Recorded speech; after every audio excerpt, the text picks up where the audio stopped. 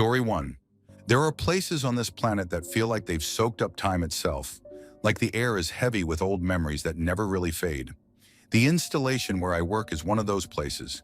It's not even on most maps, tucked behind another base and technically run by a completely different command across state lines. If that sounds confusing, that's the point. Everything about it feels like it's supposed to be hidden, not just from the public, but from history itself. I've been a civilian employee there for almost 8 years now, part of the ground operations division that keeps the hangars compliant and ready for inspections. The building I'm assigned to sits right on the edge of the flight line, an enormous concrete structure that hums when the wind hits just right. During the day, it's all noise and movement, jet engines, hydraulic lifts, intercoms barking names. But at night, when most of the crews are gone, the place changes. It's not just the silence. It's the feeling that the silence is waiting for something to fill it. It started small, like it always does. A few months after I transferred there, some of the mechanics mentioned seeing strange things during early morning checks. One guy swore he saw movement on the tarmac, even though security logs showed no one outside the perimeter fence. Another said he caught sight of someone in an old-style pilot uniform walking between hangars, only to vanish when he went to call out. Everyone laughed it off, said he was just tired, but then others started mentioning it too. Different people, different shifts, same kind of stories. At first I figured it was just base folklore. Every installation has it, legends passed down to keep the newbies on edge. But then I started seeing it myself. It was about 4 in the morning, right before sunrise, when the sky's that weird purple-blue color that makes everything look flat and wrong. I was doing an inspection of the east hangar doors when I saw movement near the far end of the runway. I remember thinking it must have been one of the night crew prepping early flights, so I didn't pay much attention. But then my brain caught up with what I was actually seeing. 3 figures were walking around one of the parked aircraft. The jet was one of our retired models, decommissioned years ago, and used only for parts and training. Nobody had any business near it that time of night. I raised my flashlight, expecting to catch their reflective safety bands, but what I saw didn't make sense. The figures were wearing flight suits, old ones from decades back, not the current issue. Their helmets looked wrong too, more like the Vietnam-era bubble visors I'd only ever seen in photos. I stood there confused, watching them run through what looked like pre-flight checks. One was at the nose, running a hand across the fuselage, another near the wing inspecting the landing gear, and the third crouched near the cockpit. It was all too methodical, too precise to be random movement. I thought maybe it was some historical reenactment thing, maybe a film crew had been granted access. But then I remembered the base doesn't allow outside media. Then something stranger happened. The air shimmered slightly around them, like heat rising off asphalt, even though it was freezing that morning. I blinked, and for a second, the figures seemed brighter, as if the moonlight was bending toward them. It wasn't until the one by the wing turned that I realized his face was completely blank. Not covered, not obscured, just missing. Like the light erased it. And then, just as suddenly, they were gone. No slow fade, no walking away. One moment they were there, the next there was nothing but the empty runway. I stood there for maybe 10 minutes trying to process what I'd seen. I checked my watch, the perimeter lights, even the radio to see if anyone had logged movement out there. Nothing. When I told my supervisor later, he just shrugged, said I'd finally seen the crew. Apparently, everyone who's worked there long enough has a story about them. Some call them echoes, pilots and flight engineers from different eras who appear when the air's cold and the base is quiet. Most of the time, they're seen doing routine pre-flight or post-flight procedures, moving with the kind of focus only people who lived and breathed those machines would have. The older guys say the installation's history is darker than the official records admit. They say a number of test flights went wrong over the decades, planes that crashed right after takeoff, crews lost mid-air, accidents buried under layers of classified reports. Supposedly, the hangars were never exercised, never cleansed, as one of the chaplains put it. The military just built new ones on top of the old. Since that night, I've seen them more times than I can count. Sometimes it's just one figure pacing beside an aircraft. Other times, a whole team seems to materialize out of the fog for a few seconds. They never look solid, more like reflections caught in the wrong mirror. You can always tell by the uniforms. Different decades, different branches, some even Navy aircrew mixed in. I once spotted a guy wearing a leather flight jacket from the 40s, walking along a jet that didn't even exist back then. The creepiest part isn't even seeing them. It's the silence that follows. Whenever they show up, the air goes completely still. No wind, no hum of the power lines, nothing. It's like the whole base holds its breath. The first few times it scared the hell out of me. Now it's more like an unspoken routine. You see them, you stop what you're doing, wait for them to finish whatever they're doing, then you move on. Like it's just part of the shift. There's one spot, though, that I still avoid. The maintenance bay attached to Hangar 12.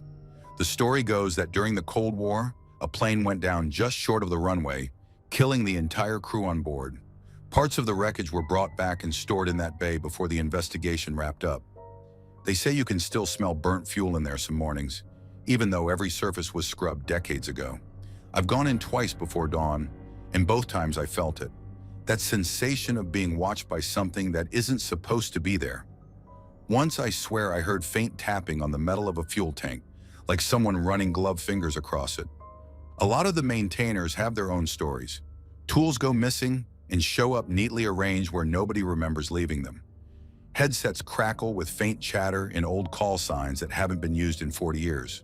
The radar sometimes blips in patterns that line up with flight plans from aircraft long decommissioned. It's never enough to prove anything, just enough to keep everyone slightly uneasy. Over the years, I've stopped trying to find explanations. You can tell yourself it's fatigue, tricks of the light, stress, electromagnetic interference, whatever makes it easier to clock in every day. But sometimes when I'm out there alone before dawn and see the faint outline of a figure walking the flight line with that slow, practiced precision, I feel something else. Not fear exactly, more like respect. These weren't monsters or horrors. They were airmen, just doing their jobs, long after the world moved on without them. Maybe it's residual energy. Maybe it's something beyond that. I don't know. What I do know is that the dead don't seem to mind being forgotten here. They just keep checking their birds like they always did. And as strange as it sounds, it's almost comforting. Almost. Because sometimes when the fog rolls in thick and the base lights flicker, I catch a glimpse of one turning toward me, as if realizing I don't belong there. And for a split second, I swear they see me too. Story 2. There's a certain quiet on military bases at night that doesn't exist anywhere else. It's not peaceful, it's heavy, like the air itself is standing at attention. You can hear every distant hum, every echo of movement, and somehow even silence feels like it's watching you. That's the kind of night it was when I saw something that still messes with me years later. I was stationed at a large Air Force base in the Southwest, back when I was still new and pulling more night watches than I cared for. My shift that evening was uneventful. Routine security rounds on the flight line, checking hangar doors, perimeter lights, and aircraft locks. The kind of monotony that makes your mind wander. The base slept while I walked, the massive outlines of aircraft sitting in neat rows like hulking shadows under the dim orange glow of sodium lights. The desert wind carried a faint chill that whistled through loose metal and half-shut vents, creating a background hum that could easily trick your ears into hearing voices if you let it. Around 0200, I did my usual sweep past the far end of the tarmac, where an older hangar sat unused. The lights were patchy there, half the flood lamps had gone out months ago, and the place always felt a bit off.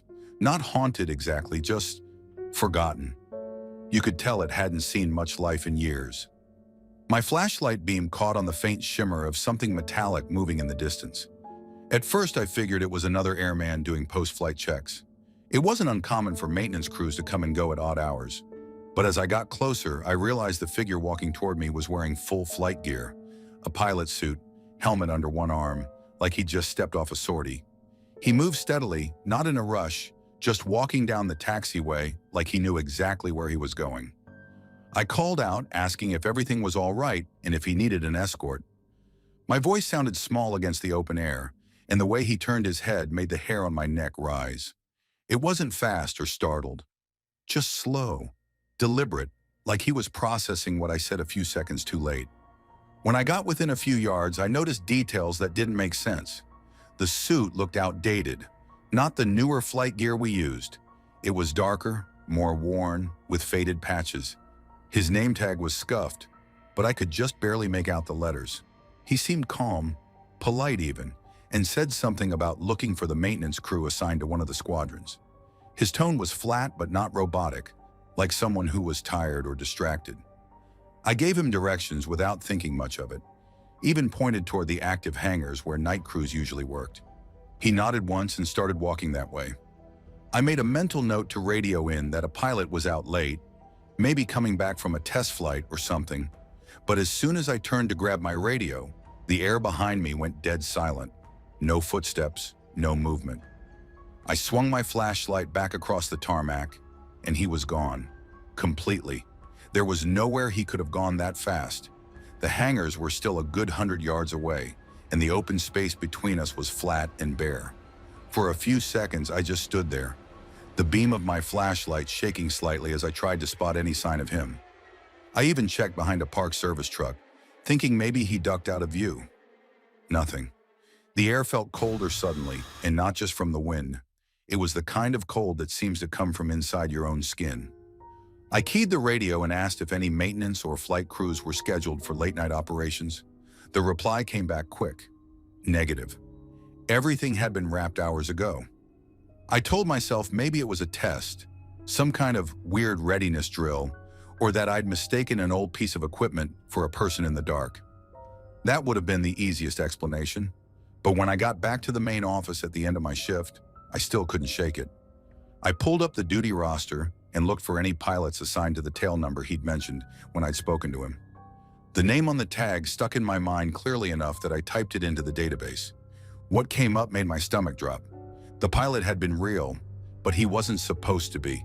He'd died nearly a year earlier in a crash during a night training exercise out in the desert. The report said the jet had gone down due to a mechanical failure shortly after takeoff from the very same runway I'd been patrolling. His squadron's hangar was the old one at the far end of the flight line, the same one I'd been walking past when I saw him. I didn't tell anyone right away. You don't just go around saying you saw a dead pilot casually strolling across the flight line. I convinced myself I'd misread the tag, that it was someone else entirely. But the more I thought about it, the less it added up. There were too many small details.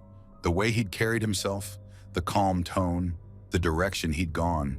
It was like watching someone go through the motions of a routine they'd done 1,000 times before, but without realizing time had moved on. That wasn't the last strange thing that happened during my time there, but it was the one that stuck. I tried not to dwell on it, but every time I passed that hangar on patrol, I couldn't help but glance toward the shadows. The first time I did, I thought I saw something faint in one of the windows. Just a brief flash, like someone walking by inside with a reflective visor. When I checked, the place was locked up tight. There are rational explanations for all of it. Your brain fills gaps in low light. Fatigue makes you see patterns that aren't there. Maybe I was half asleep and imagined the whole encounter. But there's one detail that keeps nagging at me. A few nights later, when I was going through the shift logs, I found a note in the margin from the watch officer on duty before me. It was short, just a casual remark about seeing a pilot walking the line around 0200, matching almost exactly where I'd been. The date on that entry? The anniversary of the crash. I've told myself for years that it was just a coincidence, that it had to be. But sometimes when I think back to that night and how the air went still right before he vanished, I can't help but wonder if some routines are so deeply ingrained that not even death breaks them. Story 3. There's a kind of silence you only find in war zones after midnight. Not peace, never that, but a heavy, watchful quiet that feels like the world itself is holding its breath. That's the kind of silence I remember from the Haditha Dam in Iraq. It's strange to think a place that massive could ever feel empty, but at night it did. The whole structure, 10 stories up, 10 stories below, seemed to hum with its own nervous energy. Back in 2005, I was a machine gunner with the Marines, stationed at that dam for a stretch of months. It wasn't glamorous duty, but it was safer than some of the other assignments around Al Anbar. The upper levels were fine, living quarters, command offices, radio posts. But below ground, that was another world entirely. The first two sublevels were still in use. The second, in particular, had interrogation rooms that always smelled faintly of disinfectant and rust, no matter how many times the place was scrubbed. Rumors spread fast in places like that. Everyone said Saddam's people used the lower levels, below -2, to torture prisoners. Supposedly, there were chambers still sealed off from the invasion days. Rooms with dried blood, hooks on the ceiling, the works. No one ever confirmed it, but the way people avoided that stairwell told me enough. There was something about those lower floors that unsettled even the hardest men I knew. One night, when the insomnia hit as usual, I decided to check it out for myself. Not out of bravery, more boredom than anything. I wanted to see if all those ghost stories were just another form of deployment entertainment. I grabbed a flashlight and made my way to the service stairwell, figuring I'd peek at the -3 level and head back up before anyone noticed I was gone. The deeper I went, the more the air changed. The temperature dropped with each flight, and by the time I hit the -3 landing, it felt like I'd walked into a basement freezer. The metal railings were cold to the touch, and condensation beaded along the walls even though it hadn't rained in days. My light caught on faded Arabic writing near the entrance, scratched deep into the concrete. I didn't know what it said, but the strokes looked desperate, like someone had carved it fast, over and over again. The hallway was long and narrow, lined with rusted pipes that leaked the occasional drop of brownish water. I remember thinking how the whole place smelled faintly metallic, like blood and wet iron. The walls were streaked with grime, and halfway down, there was what looked like an old handprint. I thought it might have been paint until I saw the faint smearing along the wall, a drag mark like someone had slid their fingers through something thick. It could have been rust, I told myself. Just rust. I kept walking, my boots echoing in slow, hollow taps. I passed an open cell door, the kind that used to lock from the outside, and something about seeing it ajar made my skin crawl. The hinges creaked as the air moved through, though I couldn't feel a draft. I told myself it was structural settling. The dam was old after all, but the sound was too rhythmic, like breathing.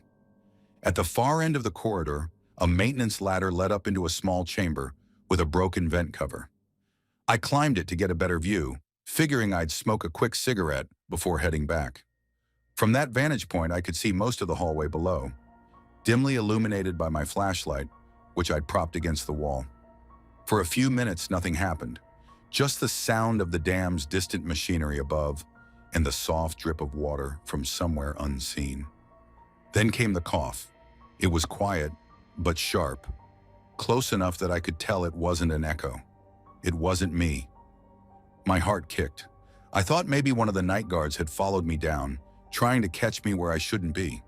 I held my breath, waiting to hear footsteps, the shuffle of gear, a voice. Nothing. Just the same deep stillness as before. I waited a bit longer, then peered down the ladder. The hallway was empty. My light hadn't moved, and the beam still shone across the same patch of wall. If someone had been down there, they would have had to pass through that light to leave. But there was no movement, no sound. I stayed frozen for another minute before climbing down, feeling foolish for letting nerves get the best of me. When my boots hit the concrete again, something felt off. The air was heavier, thicker somehow, like being underwater. I grabbed the flashlight and started walking toward the stairwell, moving faster than before. Every few steps, I glanced over my shoulder, convinced I was being watched. At one point, I swear I saw a faint ripple of shadow dart across the far wall, just beyond the reach of my beam. I thought it was my imagination until I heard it. A faint, dragging scrape, the kind a boot might make when someone's trying to walk quietly. That was enough for me. I broke into a near run, rounding the last corner toward the stairs. As I did, the light flickered once, then twice before going out completely. I hit the side of it hard, but it stayed dead. That's when I noticed something else. Faint illumination bleeding out from under a door halfway down the hall. A yellowish glow, pulsing slightly like a candle behind frosted glass. I didn't want to go closer, but curiosity has a way of killing common sense. I approached it slowly, heart hammering, and pressed my ear to the door. Nothing. No sound. no movement. The handle was cold, and when I touched it, the metal felt damp. I turned it just enough to peek inside. The room was empty. Bare concrete walls, an overturned chair, a small metal drain in the center of the floor. The light wasn't coming from any bulb I could see. It was just there, floating faintly near the ceiling like heat haze. For a moment, I just stood there, frozen. Then the light dimmed, slowly fading until it was gone. I didn't stick around after that. I slammed the door shut, sprinted for the stairs, and didn't stop climbing until I was back on the main level, lungs burning and heart still racing. The next day, I checked the power grid for the lower levels. Every line past -2 had been disconnected for years. No emergency lights, no generators. Nothing could explain what I saw. I never went back down there. None of us did, really. The story got around that the lower levels were unsafe structurally, which became a good excuse to stay away. But some nights when the generators upstairs would hum just right and the air ducts rattled, I could swear I'd hear that same faint cough echoing from deep below. It's been years since that deployment, and I still think about that night more than I should. I've tried to reason it out. Acoustics, trick lighting, stress, all possible.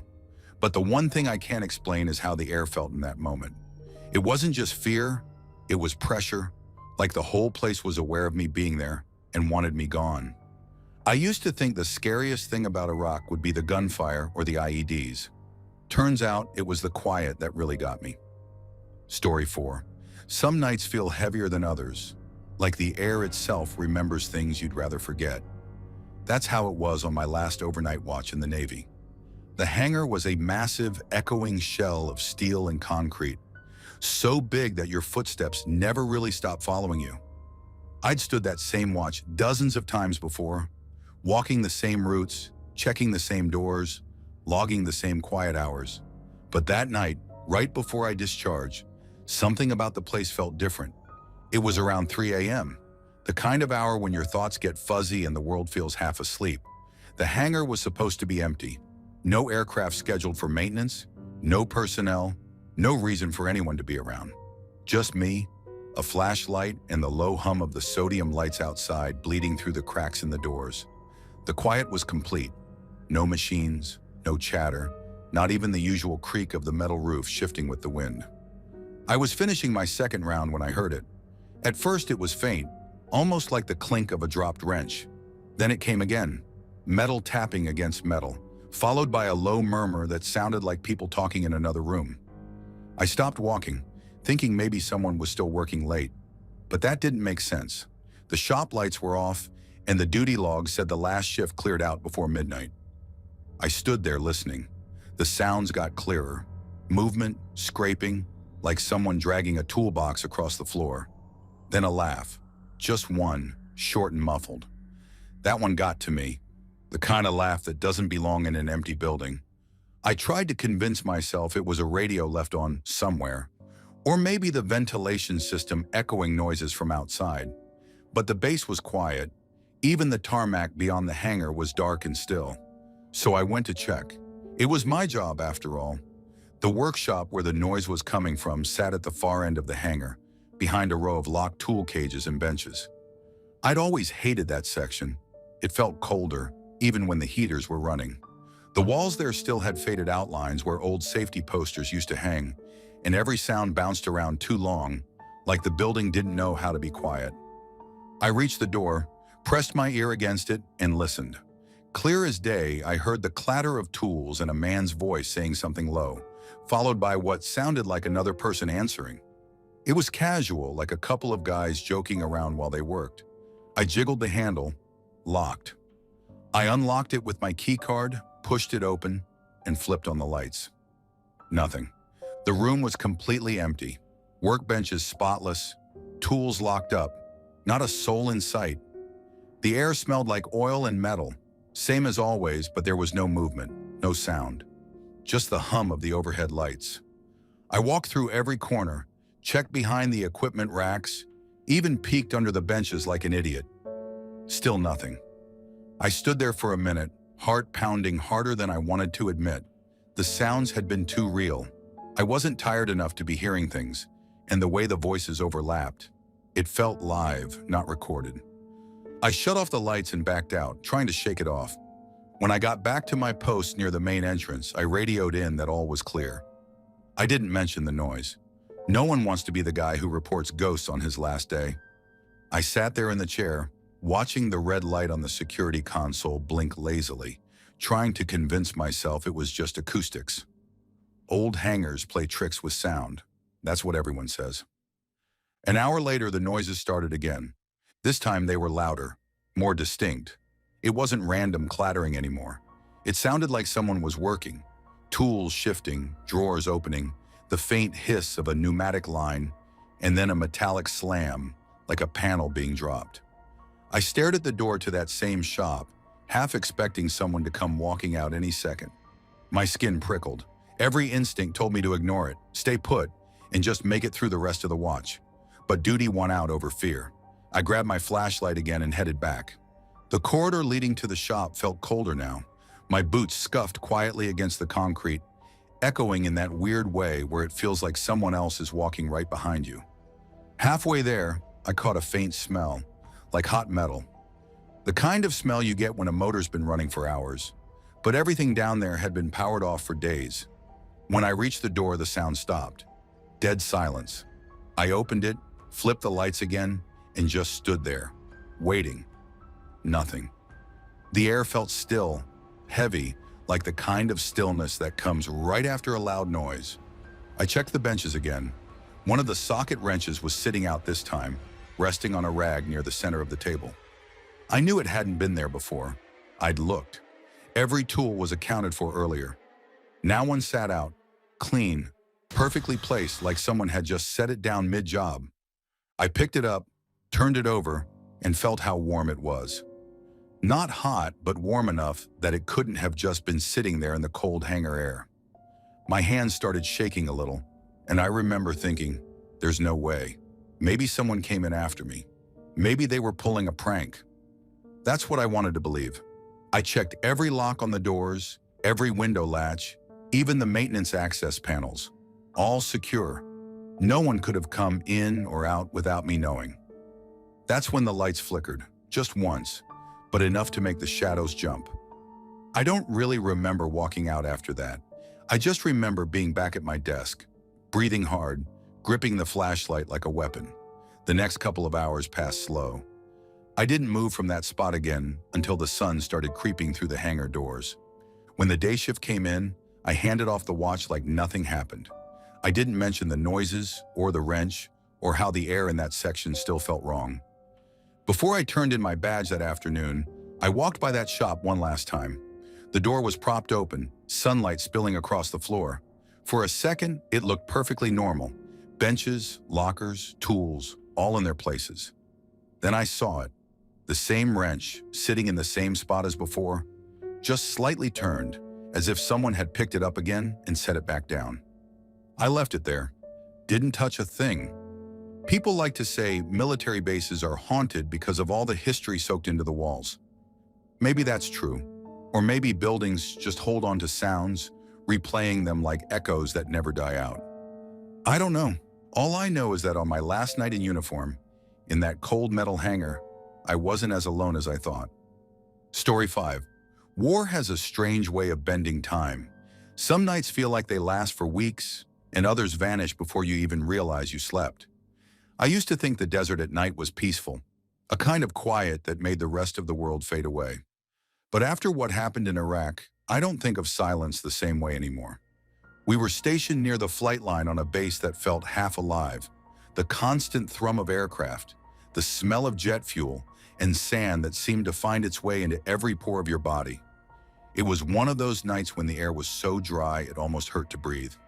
Everyone had crashed early because we'd been running drills all day, and the barracks were unusually still. My cot was near the far wall, right under one of those narrow windows that never quite sealed right. Sand always managed to sneak through the cracks, building up in corners no matter how many times you swept. I remember lying there exhausted but wired, listening to the faint hum of the generator outside. My body felt heavy, but my mind wouldn't shut off. It was that weird in-between state, half dreaming, half awake, where your thoughts start blending with the sounds around you.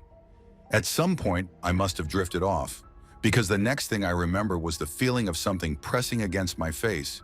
At first, it didn't make sense. It was coarse, gritty, dry, like someone was cupping my mouth with a handful of sand. I tried to brush it away, but my arms wouldn't move. My body felt locked, like every muscle was frozen. The weight on my chest grew heavier. That's when I realized it wasn't just my imagination. Something was pouring sand into my mouth. The sensation was so real it made my stomach lurch. I could feel the grains grinding against my teeth, scraping the back of my throat. I tried to scream, but no sound came out. My lungs felt full, my tongue coated. I remember thinking I was going to choke to death right there, miles from home, in the middle of a sleeping barracks. And then, like a switch flipped, I woke up. I mean, really woke up. I shot upright, gasping so hard it felt like my ribs were going to crack. My mouth was bone dry, and I couldn't catch a full breath for a few seconds. It was like I had to remember how to breathe. I coughed and wiped at my face, expecting to find sand, but there was nothing. Just the stale air of the room and the faint hum of the generator outside. I sat there for what felt like forever, heart pounding, trying to make sense of it. Sleep paralysis was the first thing that came to mind. I'd heard of it before, how people wake up unable to move, sometimes seeing things that aren't there. But I couldn't shake how real it felt. I could still taste grit on my tongue. Eventually, I got up, pulled on my boots, and stepped outside for air. The desert was black and endless, the kind of darkness that makes you feel smaller than you ever thought possible. The wind was calm, but every now and then, a faint swirl of sand would roll across the tarmac, whispering against the metal sides of the hangars. I told myself that maybe a draft had blown some dust in through that cracked window. That may be my brain filled in the rest. Still, sleep didn't come easy after that. I stayed up for hours, just sitting on the edge of my cot, staring at the floor. Every creak, every shift in the wind made my nerves jolt. The barracks were too quiet and the air felt wrong. Thicker somehow, like something was still lingering in the corners. The next day, I didn't mention it to anyone. You don't talk about nightmares over breakfast when everyone's got real problems to worry about. But I noticed something strange when I went to grab my gear. The small pile of sand that usually collected under the window had spread out further than usual, reaching almost to the foot of my cot. There was no wind inside and no one had been sweeping. I tried to rationalize it. Maybe my boots had tracked it in, or maybe the wind had blown harder than I realized. But every time I looked at that patch of sand, my skin crawled. It felt like it was closer somehow, like it had crept toward me while I slept. For the next few nights, I avoided sleeping in that same spot. I swapped cots with another guy under the pretense of better airflow. But even then, I couldn't shake the feeling that something was watching. The kind of unease that sits behind your eyes and doesn't go away, no matter how many times you tell yourself you're fine. One night, I went back to my bunk early and sat there in the dark, thinking about it. Part of me wanted to believe it was all just psychological. Maybe the air pressure, maybe carbon dioxide buildup, maybe the brain's way of manifesting stress. We'd been running long hours, living off caffeine and adrenaline. Our minds weren't exactly in the best shape. But another part of me, the quiet, stubborn part that never believed in ghosts before, started wondering about the land itself. We were camped on ground that had seen more death than anyone could count. Whole villages wiped out, soldiers from a dozen nations buried in unmarked pits, ancient ruins half covered by sand. Maybe some places don't forget. Maybe they remember too well. I stayed there for another 3 months. I never had the sand dream again, but I stopped sleeping easily. Every time the wind picked up, I'd wake up instantly, heart racing, half expecting to find that same gritty taste in my mouth. I'd see the sand pile by the window shifting just slightly in the draft, and my mind would flash back to that choking sensation. The weight, the dryness, the panic. Years later, after I came home, I tried to explain it once to a buddy from another unit. He said it sounded like a mix of sleep paralysis and dehydration, maybe even a panic attack. I nodded along, pretending to agree. It was easier than saying what I really thought, that something in that place had tried to smother me. Not out of malice necessarily, but out of instinct. like the desert itself was reclaiming what didn't belong there. I don't tell this story often because it sounds crazy, but sometimes when I wake up in the middle of the night, throat dry, air still and heavy, I remember that feeling, the pressure, the sand, the silence that came right before I woke. And for a split second, I swear I can taste it again. Story 6. Ships feel alive when they're running. Every valve hisses, every pipe vibrates, and the deck hums beneath your boots like a heartbeat. But when everything's shut down, when the power's cut and the engines stop, the silence isn't peaceful, it's heavy. You can almost hear the ship remembering all the noise it used to make. That's how it felt the first time I stood cold iron watch alone, down in the lower machinery plant of our destroyer. I was a machinist mate, a few years into my enlistment, and the ship had just pulled into port for maintenance. Once we were on shore power, everything below deck went quiet. Cold iron. The whole engine room, 2 massive spaces full of turbines, pumps, and pipes, went dark except for a few flickering emergency lights. My job was simple: monitor pressure gauges, check for leaks, make sure nothing went wrong while the systems were cooling. That's it. Just me, a log sheet, and 8 long hours in a metal tomb. At first I liked it down there. It was calm, away from the chaos of topside. The constant noise during underway operations made it impossible to think, so the stillness felt like a break. But after the first few shifts, I started noticing things that didn't make sense. The kind of stuff you try to brush off but can't stop thinking about afterward. The first time, it was a voice. Faint, almost like a whisper carried through the ventilation ducts. I thought it was the roving watch coming down to check on me, so I called out. No answer. I climbed up to the main deck corridor to look. Nobody there. The sound had come from below me, though there's nothing below the plant except the bilge. I wrote it off as air moving through the vents, but it didn't sound like air. It had said my name. Over the next few weeks, little things started happening that made it hard to ignore. Tools would be missing from the rack one moment, then back the next time I checked. The sound of footsteps would echo from the lower level. But when I leaned over the railing with my flashlight, the catwalk was empty.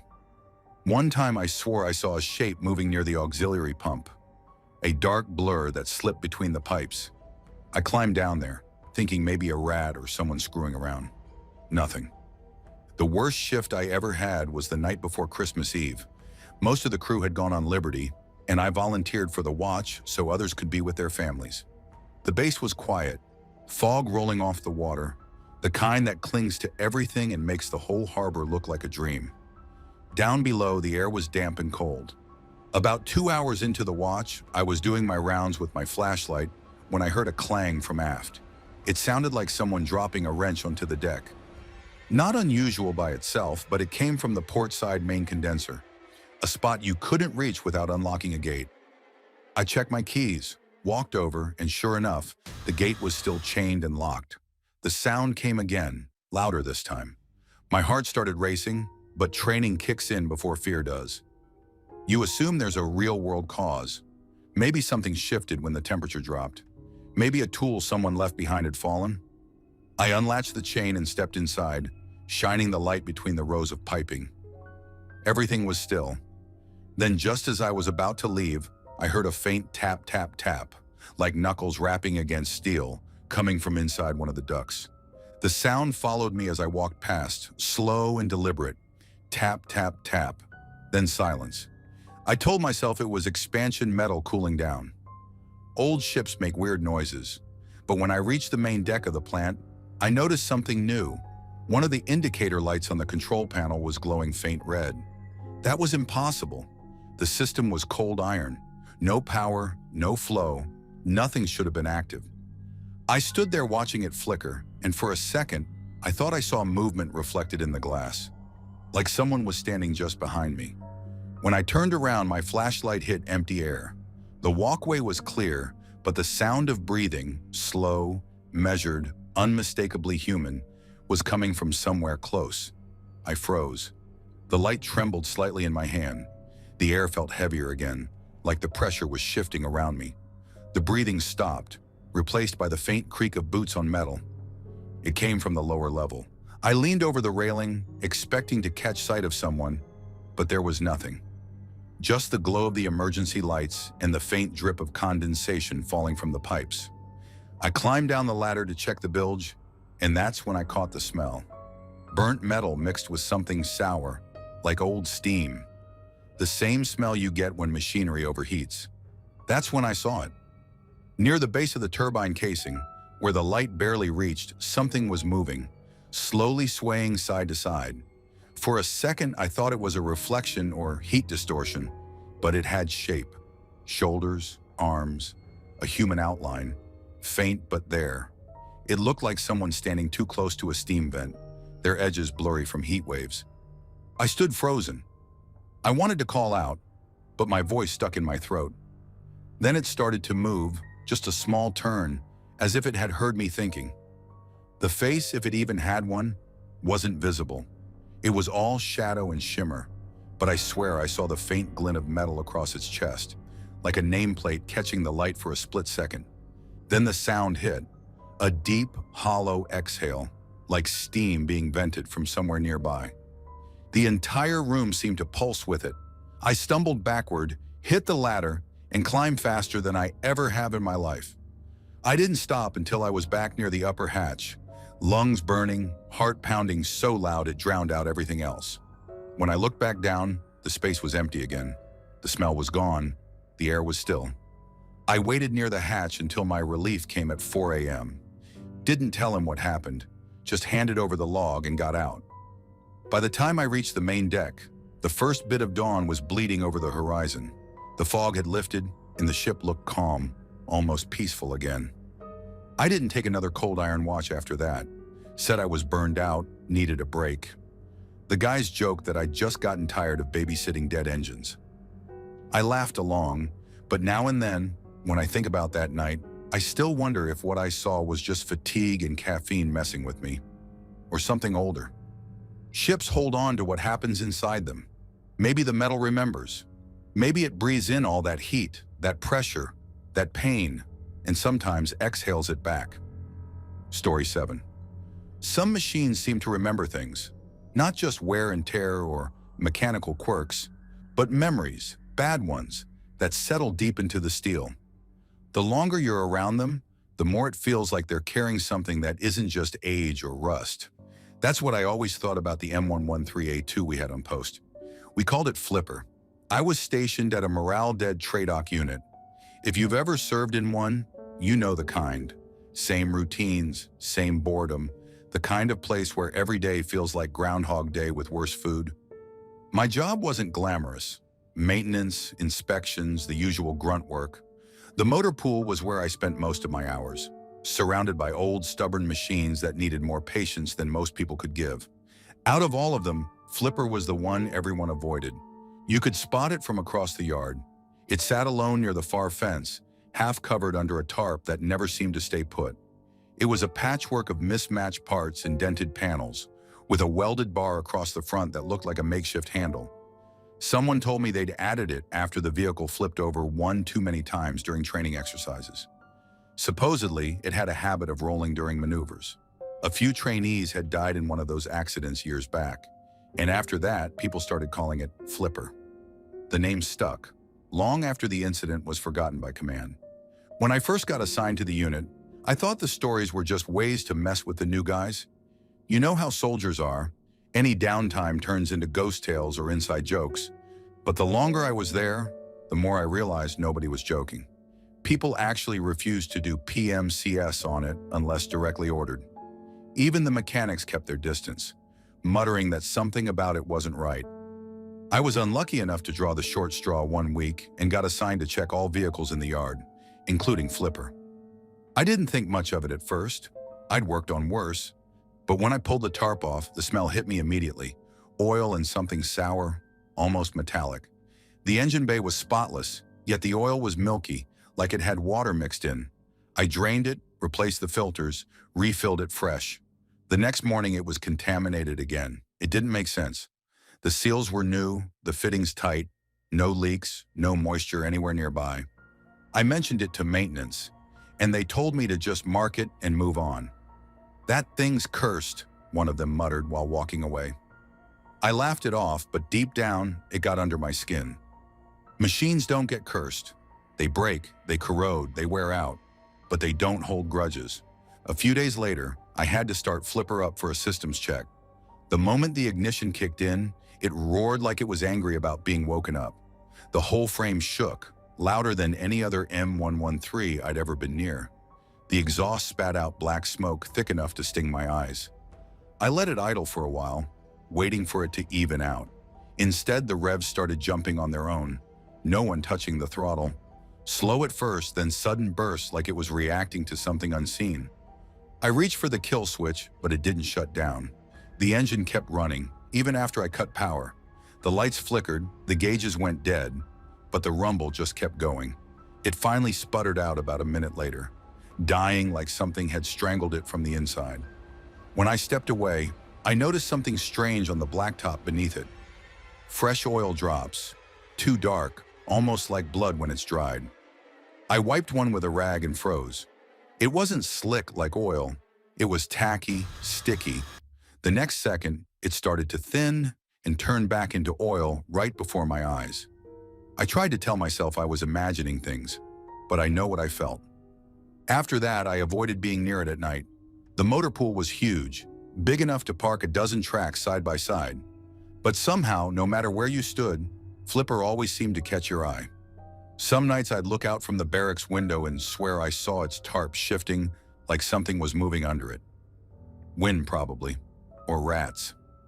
That's what I told myself. One evening I was finishing inventory when I noticed movement out near the yard. It was around 9 p.m., dead quiet except for the hum of a distant generator. The moonlight was bright enough to see across the field. And there it was, Flipper uncovered, faintly rocking back and forth. No one was near it. I stood there trying to convince myself it was just the wind again, but nothing else around it was moving. The trees were still. The flags on the posts hung limp. Just Flipper, rocking gently, like something was shifting its weight inside. I walked out there, slowly, telling myself I needed to secure the tarp, that maybe it had caught air underneath. But as I got closer, the air grew heavy, thick, like the humidity had doubled in a few steps. The smell hit again, stronger this time. Burnt oil, exhaust, something like metal left in the sun too long. I reached the side panel, grabbed the tarp corner, and froze. The driver's hatch was open, just slightly like someone had cracked it to look out. I leaned in, half expecting to see another soldier hiding there to mess with me. But inside, the driver's seat was empty. The cabin was dark except for a faint red glow coming from the control panel. That shouldn't have been possible. The batteries were disconnected. I remember my heartbeat slowing, not speeding up. It's weird how your body sometimes reacts backward when your brain can't process what it's seeing.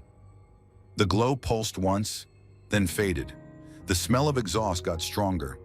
For a second, I thought I heard the faint sound of an engine turning over, even though the keys were still on my belt. I shut the hatch, threw the tarp back over it, and got the hell out of there. Didn't even bother locking the gate behind me. The next morning, I came in early to see if anyone had been messing around. The tarp was gone completely, found 50 yards away, caught on the perimeter fence. The hatch was closed tight. I checked the oil again. Freshly changed the day before, but it was already cloudy, mixed with something that looked like water but didn't separate. It had that same smell again. I filed a report and left it at that. A few days later, one of the senior NCOs asked if I'd heard what happened over the weekend. Apparently, during a nighttime inspection, someone saw smoke coming from the motor pool. They rushed out thinking there was a fire, but by the time they got there, everything was calm, except Flipper. The tarp was half melted, and the metal around the engine hatch was hot to the touch, but nothing had burned. They towed it to a different lot not long after that. Somewhere out near a scrapyard, I think. No one wanted to keep it around. To this day, I've got no clue what was wrong with it. Maybe moisture in the oil lines, maybe bad wiring, leaking current, or just a cursed hunk of metal with too much bad history soaked into it. But sometimes I think about how that engine refused to shut down, how the oil changed itself overnight, how the hatch opened on its own like something still wanted to breathe inside. You spend enough time around machines, and you start to believe some of them don't ever forget what they've done. Story 8. Some buildings don't die quietly. They linger like old ghosts that can't quite accept they've been abandoned. The Charleston Navy Hospital was one of those places. From the outside, it looked sturdy enough, 10 floors of sun-bleached concrete and dull glass. But inside it felt hollow, like a shell left behind by something that had already moved on. It was my final duty rotation before I transferred out. I'd been a Navy hospital corpsman for years, and I'd drawn the short straw that weekend, overnight duty in a facility that was practically a corpse itself. Only the first few floors were technically operational, mostly empty clinics and administrative offices. Everything above the third was long since decommissioned. Still, we were required to do hourly rounds, checking for leaks, fire hazards, or any sign of unauthorized entry. That night I was alone. My partner had called in sick, and the chief decided it wasn't worth pulling someone else from leave just to babysit an empty hospital. I didn't argue. I figured I'd catch up on paperwork between rounds and maybe enjoy a quiet shift. Looking back, I should have known better. I remember it was late spring, humid enough that my uniform stuck to my skin. I had a thermos of coffee, a flashlight, and a two-way radio that barely worked in the older wings. Around midnight, I started my first full circuit. The main lobby lights were dim, humming faintly like dying fluorescent insects. The elevator was the only way to reach the upper floors, so I took it up to 10, the old operating wing. When the doors opened, the smell hit me first, sterile and stale, like someone had trapped a decade's worth of disinfectant in the air. The floors were dusty, and everything metal had that greenish patina from years of humidity. My flashlight caught glints of surgical fixtures left behind. Metal trays, wheeled stools, old monitors with cracked screens. I tried not to think too much about what kind of things had once happened there. Everything looked untouched, so I moved on. 9th floor, same story. 8th, nothing. But by the time I reached the 7th floor, I got that strange prickling feeling on the back of my neck. The kind that tells you someone's watching. The elevator opened to complete darkness. No exit lights, no signs of life. Just the faint sound of the elevator motor cooling behind me. I stepped out, shined the light down the hallway, and immediately regretted it. The beam caught something on the floor. Just a faint smudge, like wet footprints. They weren't clear, not even shaped right, but enough to notice. I froze for a second. The hospital had been closed for years. There was no reason for fresh marks anywhere. I told myself it was condensation dripping from the ceiling. I'd seen that happen before.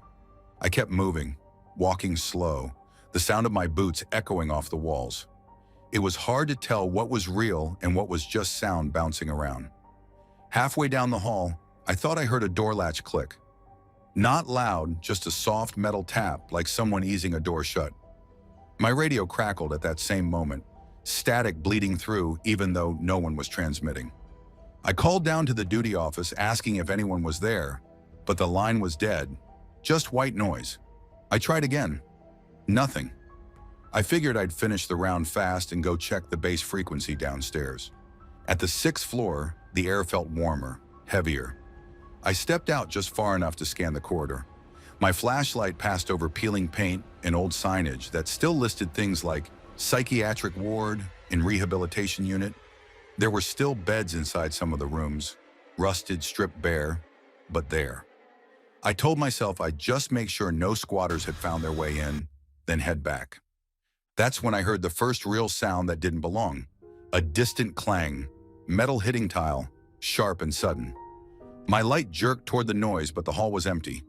I took a step forward and noticed my pulse hammering in my ears. The sound came again, this time from behind me, closer. I spun around so fast I nearly dropped the flashlight, but again, nothing. The weirdest part? The air moved, like someone had walked past fast enough to stir it. That was when I stopped trying to be logical. I just wanted to finish the checklist and get out of there. When I got back into the elevator, my reflection in the brushed metal doors startled me. I looked pale, sweaty, eyes wide like I'd been running. I took a deep breath and hit the button for the 5th floor. The doors began to close, and then stopped. Just a few inches before sealing shut. The light flickered, and I heard the faintest whisper of movement again, this time directly outside the elevator. I slammed the door close button so hard I thought I'd break it. The doors finally sealed. The elevator lurched downward, and I didn't breathe again until the numbers stopped at 5. That round, I didn't step out at all. I opened the door just enough to sweep the light in, took one quick look to make sure there wasn't a person or anything standing there, and shut it again. I don't think I've ever hit a lobby button faster in my life. When I reached the first floor, I realized how loud my breathing sounded. The radio was still hissing faintly. I tried again to call in, but it wouldn't connect. The entire building felt charged, like the air was full of static. I decided to wait out the rest of the shift in the duty office, but part of me couldn't shake what I'd seen, or thought I'd seen up there. Around 3 a.m., I started hearing faint noises again. This time they came from above. Rhythmic, metallic sounds like wheels rolling over tiles. For a split second, I thought maybe another corpsman had shown up without checking in, but the noise stopped as soon as I listened closer. It didn't fade out. It just stopped mid-sound, like someone had flipped a switch. The back door, the one everyone knew was never locked, suddenly crossed my mind. Technically, anyone could have walked in. It wasn't guarded, and the camera system had been down for months. I told myself it had to be that. Someone got in and was wandering around. Maybe a vagrant. Maybe some local teenagers messing with me. But I never found any sign of entry. No footprints by the back door, no displaced dust near the halls, no open windows. When morning came, I walked the entire building again, in daylight this time. Everything was exactly as I'd left it, except one thing. On the 7th floor, near where I'd first seen those faint wet marks, there was a small streak on the wall.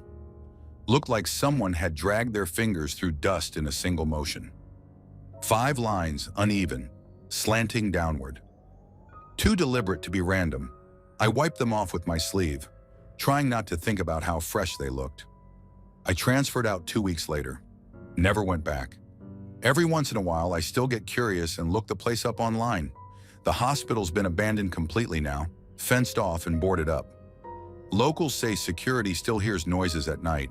Footsteps, elevator dings, things like that. Easy to dismiss. Old buildings settle. Wind gets in the ducts. Metal expands.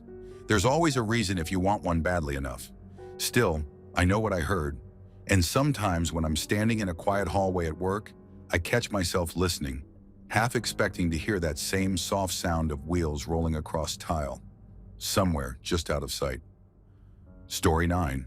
Some days stretch out longer than they should, like the heat itself is trying to slow time down. That's how it felt the afternoon I was surveying the grassy lot near the veterinarian clinic on Fort Carson. I'd been working as a civilian contractor that summer, documenting invasive plant species across the base. It wasn't exciting work, just long hours under the sun, counting stems and marking coordinates. But the paycheck was steady, and the quiet out there had its own kind of peace. You get used to the hum of engines, the steady background noise of military life, drills echoing from distant fields, trucks moving supplies, soldiers shouting orders. It becomes white noise after a while. That particular day, I was alone. My co-workers were sent to check another location across post, and I was wrapping up the final site. The field itself sat just across from a narrow 2-lane road, bordered by the small parking lot of the vet clinic. Most days it was busy, soldiers coming and going with their dogs, technicians hauling crates, but by mid-afternoon it quieted down. Around 3:30 p.m., I noticed the last few employees leaving, locking the doors behind them. After that, the lot was empty except for my work truck and the heat shimmering off the asphalt. I remember kneeling down, clipboard balanced against my leg, counting clusters of field bindweed, a stubborn little vine that thrives where it shouldn't, when I heard tires crunching over gravel. I looked up and saw an SUV pulling into the parking lot. It moved slowly, almost too carefully, before backing into a spot near the far end of the building. The windows were tinted dark, but I could make out 2 figures inside, both in fatigues. Nothing strange about that. Soldiers came and went all the time. What caught my attention was what happened next. The passenger jumped out first, looked around, and hurried to the building's front door. He fiddled with something on the handle and then propped it open. The other man got out and opened the SUV's rear hatch. I thought maybe they were unloading equipment, Or maybe it was a K9 unit bringing in a dog. But then they pulled someone out of the back. At first, I thought the person was injured. His body hung limp between them, head slumped forward, arms dangling. The two soldiers carried him quickly toward the building and disappeared inside, leaving the SUV with the back hatch still open.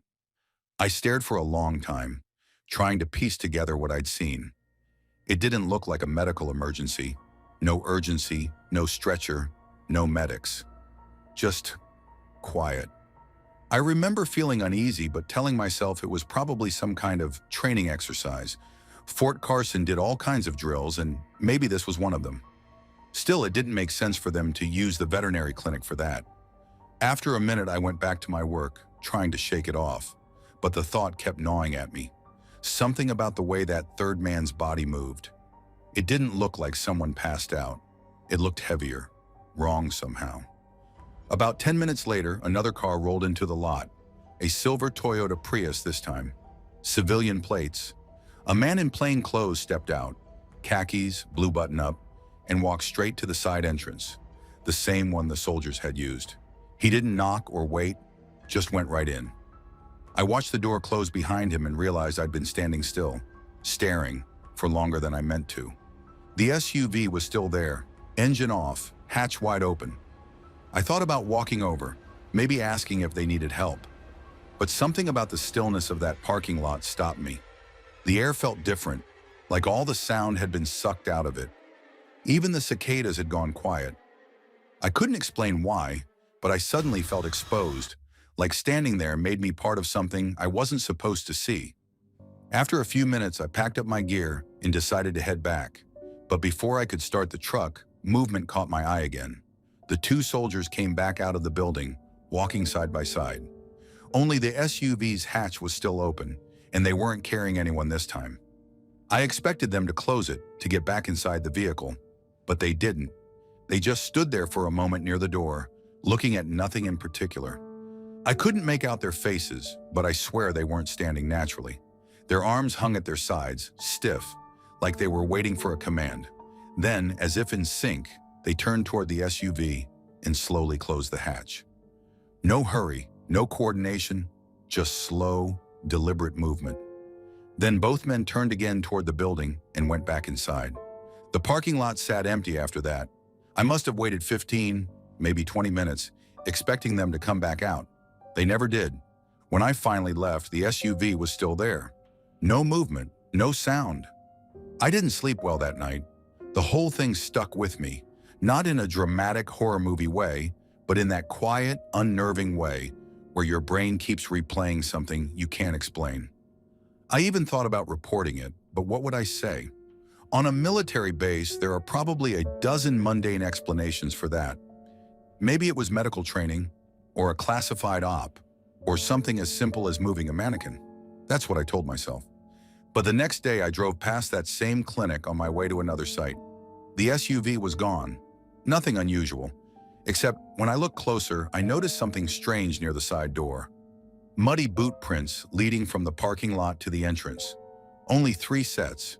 2 prints side by side, then 1 set that trailed behind them, slightly off balance. The last 2 prints stopped right at the threshold, facing inward. I got out and walked closer. The prints were fresh, darker than the surrounding concrete, but there was no dirt nearby, no mud to make them. The ground around was dry, sun-baked. I crouched down to look, and that's when I realized they weren't actually wet. They were darker because the concrete itself looked burned, like something had seared the shape into the surface.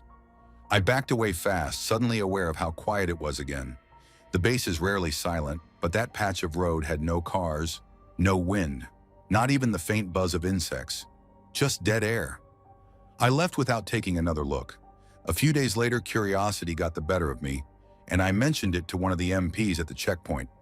I kept it vague, just said I'd seen something odd near the clinic. He told me there hadn't been any operations or medical calls logged there that week. Said the place was locked up every afternoon after the staff went home. I didn't push it further. Even now I think about that SUV sometimes, about how deliberate everything felt, how wrong the air seemed around it. I've worked on dozens of military bases since, and I've seen my share of weird things. Unexplained noises, lights in training zones where no one's supposed to be.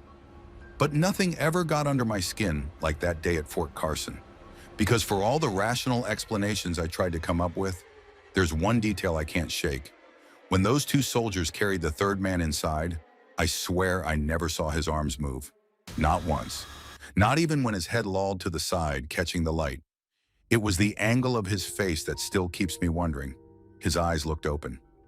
Story 10. Sometimes machines seem alive in their own way.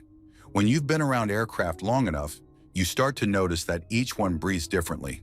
Some rattle when they're tired, some whine like they're complaining, and some, like the KC-135 I worked on, never quite sleep. We called her Spook 50. She got that name from her tail number ending in 50, but also because of the stories that came with her. Everyone in maintenance had heard them, even if no one admitted believing them. I used to laugh them off too, until one night changed that for me. It was 2012, deployed somewhere in the Middle East. I was on night shift, assigned to do post-flight checks on the old tanker. The airfield was quiet, one of those dry, windless nights where even the sand feels still. The flight crew had cleared out, and my partner for the shift got reassigned to another aircraft. So it was just me and Spook 50, parked on the far end of the tarmac. The first time I saw her up close, she didn't look haunted. She just looked old. Scratch paint, a few fresh patches of sealant, the usual scars of a plane that's been flying since Vietnam. But when you work alone at night, you start noticing things you wouldn't during the day. The way her fuselage seemed to hum even when the power cart was disconnected. The way the air felt charged around her. I started the checklist routine like always, checking panels, refuel lines, tires, making sure the control surfaces were locked. Everything was standard until I climbed the maintenance ladder to the cockpit.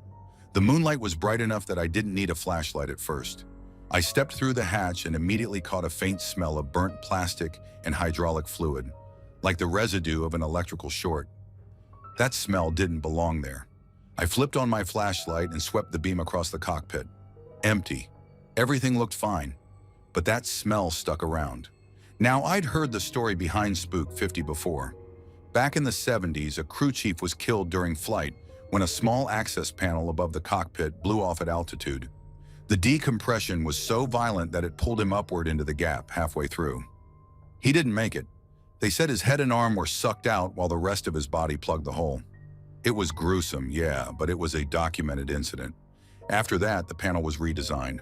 Still, some maintainers claimed weird stuff happened with that jet ever since. Anyway, I was halfway through my inspection when I heard it. Footsteps. Slow, measured, coming from the upper deck behind me. That made no sense. No one else was supposed to be on board. I called out, asking if anyone had come back for tools or paperwork. Nothing. Just silence. I waited, flashlight held steady, heart beating faster than I wanted to admit. Then I heard it again. 3 distinct steps, maybe 4, like boots moving across the metal floor panels toward the cockpit. I moved toward the sound, expecting to find some aircrew guy who'd forgotten something. But as I reached the navigation station, the sound stopped completely. The weirdest part? The air felt different, heavier, colder, like the temperature had dropped a few degrees in just that section of the plane. I took a deep breath and immediately caught that smell again. The burnt plastic, only stronger now, mixed with something faintly metallic, almost like blood. I kept telling myself it was just air pressure shifts in the fuselage. Maybe a vent opened somewhere. I turned to head back toward the cockpit, and that's when I noticed the indicator lights on the main console flicker. Just for a split second. But they came on like the jet had power. Thing was, the external power cart wasn't connected. I checked it before climbing up. I leaned closer to the console, tracing the faint glow of the hydraulic and fuel lights. Then just as quickly, they went dark. My first thought was maybe a residual charge in the system. These old planes sometimes hold weird capacitance. I made a note to check the wiring later and was about to climb down when something made me freeze. There was breathing, not mine. Shallow, strained, coming from right behind the pilot's seat. I turned, flashlight cutting through the dark, and saw movement near the overhead panel. The one above the cockpit where that fatal decompression had happened decades ago. A small draft blew across my face, and I noticed the access screws were loose, barely hanging in place. That panel had been secured earlier in the day. I was sure of it. The breathing turned into a low rasp, like someone struggling to inhale through a blocked airway. It lasted maybe 3 seconds before stopping abruptly. I stood there frozen, flashlight still aimed upward, every muscle in my body ready to bolt. Then something tapped the metal just above the panel. 3 sharp knocks, spaced evenly apart. I stepped back toward the hatchway, never taking my eyes off the ceiling. I told myself it had to be the metal contracting in the cool air, or maybe a small pressure change. But as I reached the ladder, the sound came again, this time directly behind me. Not from the ceiling, but from the floor, like heavy boots stepping once, then twice. That broke me. I climbed down faster than I thought possible, nearly twisting my ankle when I hit the tarmac. I stood there catching my breath, staring up at the cockpit windows. Everything looked still, no movement, no lights, just the faint reflection of the moon on her glass. When the adrenaline faded, I forced myself to finish the inspection from the ground. I figured I could write off the rest as complete and come back in daylight to double-check. But before leaving, I walked around the jet one last time. That's when I saw something that still makes my stomach turn. On the fuselage, just below the cockpit, there was a thin streak, almost invisible unless the light hit it right, a smear that ran from the panel line down toward the nose gear. It looked like frost at first, glistening in the moonlight. I reached out to touch it, thinking maybe it was oil residue or spilled de-icing fluid. But it wasn't wet. It was cold. Too cold. And when I wiped my fingers across it, the smell came back. The same burnt, metallic stench from inside. I stepped back, staring at that faint smear until the wind finally kicked up and blew sand over it. When I looked again, it was gone. I didn't say anything when I turned in my report. I just marked the inspection complete and left the cockpit note blank. The next day, I asked around casually if anyone had been on Spook 50 after I left. No one had. The power card hadn't been touched either. Since then, I've worked on dozens of other 135s, and I can tell you, they all creak, hum, and groan in their own way. But none of them ever made me feel like I wasn't supposed to be there. People still tell stories about her, how her lights flicker at random, or how footsteps echo through the fuselage when she's cold and empty. I don't know what I heard that night. Maybe it was just metal fatigue, pressure differences, or my mind playing tricks after too many hours awake. That's what I tell myself when I can't sleep. But sometimes when a KC-135 taxis out at night and I catch a glimpse of that familiar tail number, ending in 50, I get this tight feeling in my chest. Because I know what I felt up there wasn't just the plane settling. It felt like something or someone was still trying to breathe.